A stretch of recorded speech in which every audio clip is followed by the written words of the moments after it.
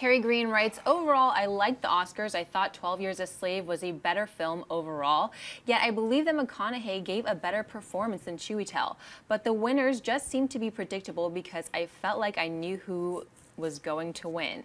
Should the Academy change it up? I heard this a bunch last night, that this year's was kind of predictable.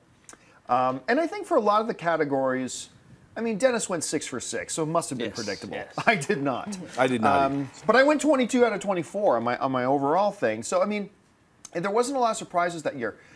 But what that simply tells me was that the people who should have won, won. You know, you look at the Super Bowl, and I always go to sports analogies, but it's not always the best team that wins. Because it's just one game. Anything can happen in one game. If you get 5 people to vote on something, it's not necessarily, you're not actually going to necessarily get the best winner, because if you got 3 biased people out of 5, who knows, that can go. But when you got 6,000 voting members, generally speaking, the cream rises to the top, and the people who deserve to win will win. In my opinion, 12 Years a Slave was the best film of the year. A lot of people thought so. It was clearly the one that was favored to win. It should have won, and it did win. And that happened a lot. So when we suggest, you know, it's kind of predictable, we should change it up. Are we suggesting, let's make it so the people who don't deserve it win? You know, I mean, it's a tough thing to address, because you do want, the Best Actor one was a coin toss. I mean, it was obviously going to either be McConaughey or Chiwetel Ejiofor, but I had no idea. When it came down to it, I had no idea who was going to win that. I think there were a couple of categories like that. But I think overall, the people who won were the ones who should have won, and I don't think you change that. I always think you want the trophy in the right hands. How do you guys see it?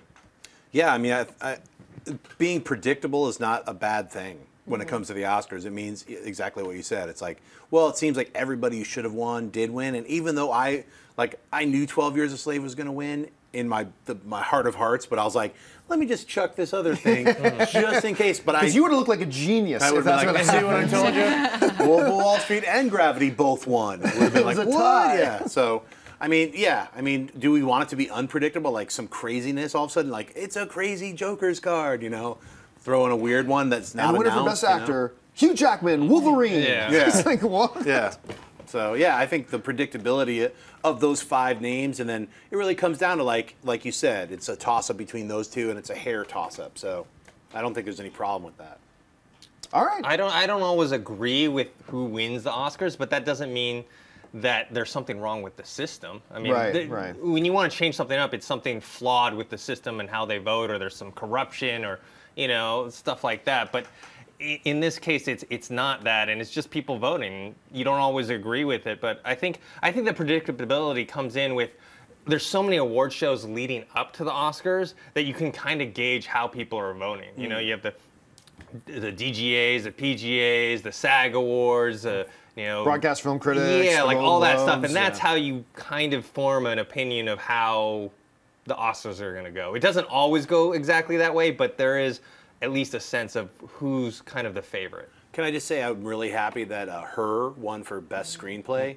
Because that was like a little bit of a, like, nice, that wasn't as predictable. Right. And, you know, that was the one for me that I was like, I don't know which one's going to win. Because, I mean, obviously when they pick Alfonso Cuarón for Gravity, they're also saying, because he wrote the film too, they're like, look, that's not the best screenplay, but you took that and made an incredible, insanely dynamic action suspense thriller with the most state-of-the-art special effects ever made.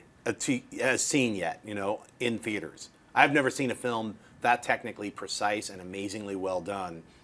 Then now that's the one to beat, you know. So when they gave him the director's award, they were saying, not only did you direct this amazing film that you wrote, but you also applied all these amazing sciences to it, and that's why I think it swept all the technical categories. Yeah. But Spike Jonze winning, that's his first, like, that's his voice.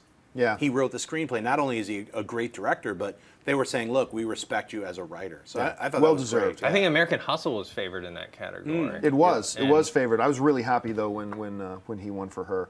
If you like this video, be sure to give it a thumbs up, and don't forget to subscribe to AMC Movie News on YouTube. It's free and a great way to stay updated with all the latest movie news, and check out our daily show, AMC Movie Talk.